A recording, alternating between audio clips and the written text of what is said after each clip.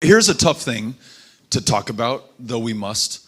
Rich people are going to have to allow or be forced to allow lower income people to live near them, which is what we fail to do in this country right now. We force lower income working Americans to drive 1, 2, 3 hours in either direction to get to their jobs, very often minimum wage jobs, so they're working 2 or 3 of them right now.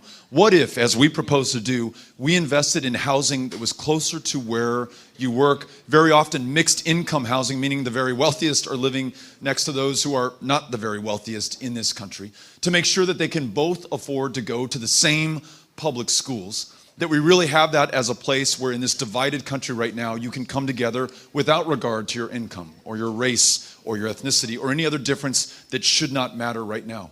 What if we invested, as we propose to do, in high-speed rail and in transit in all of our cities to make sure that if you do not have a car or do not want to use a car, you will not need to have one, or you will not be penalized for not having one right now. So having cities that are smarter, that are denser, that have people living closer to where they work and where their families are, to reduce our impact on climate change and greenhouse gas emissions, but also just to improve the quality of life in these built environments. That's an extraordinary opportunity. In our plan to confront climate change, we make those investments. Donald Trump is reelected. Freudian slip. We're going to legalize the presence of more than 10 million in the United States, beginning with dreamers who will never again fear deportation back to a country they do not know, because we will make them U.S. citizens in this, their true home country.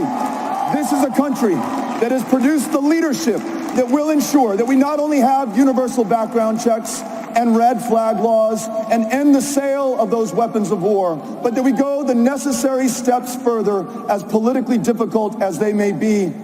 A gun registry in this country, licensing for every American who owns a firearm,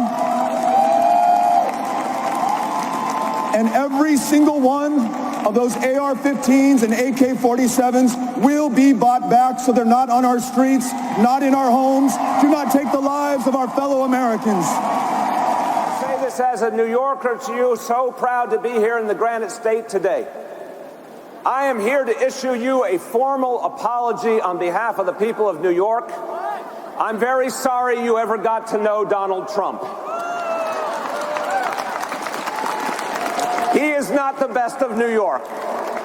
New York did not send its best to Washington in this case. I'm sorry you got to know Donald Trump. I apologize, but this New Yorker is ready to get rid of him for you. Leadership on civil rights that this country produced, that granted us the Voting Rights Act and the Civil Rights Act. It is their inheritors, Black Lives Matter, who today will make sure that we effectively confront this racism in this country. Sign into law a reparations bill and make sure that we repair the damage done and stop visiting this injustice on future generations. I was in a town hall meeting in South Carolina, running up to the stage. A big guy sees me, former football player, former All-American football player. Hey, older I get, the better I was. And he comes over to me, puts his arm around me and says, dude, I want you to punch Donald Trump in the face. And I looked at him and didn't miss a beat. And I go, dude, that's a felony. This is a violent country that loses more than 40,000 of our fellow Americans every year to gun violence.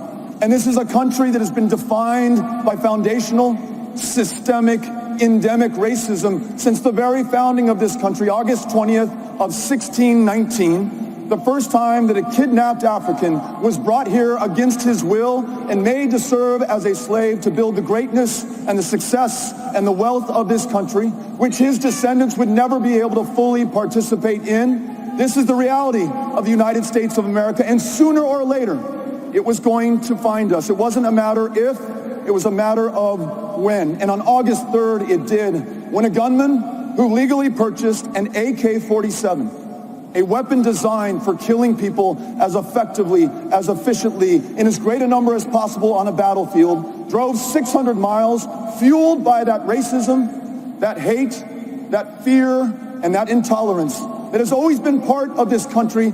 We will all come together to defeat the most dangerous president in modern American history.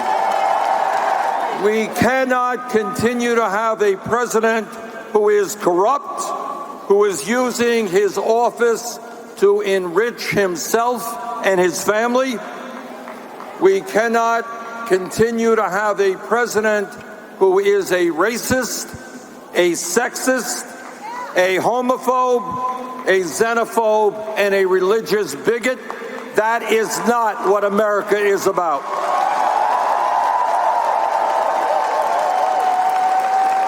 Together, we will make Donald Trump a one-term president.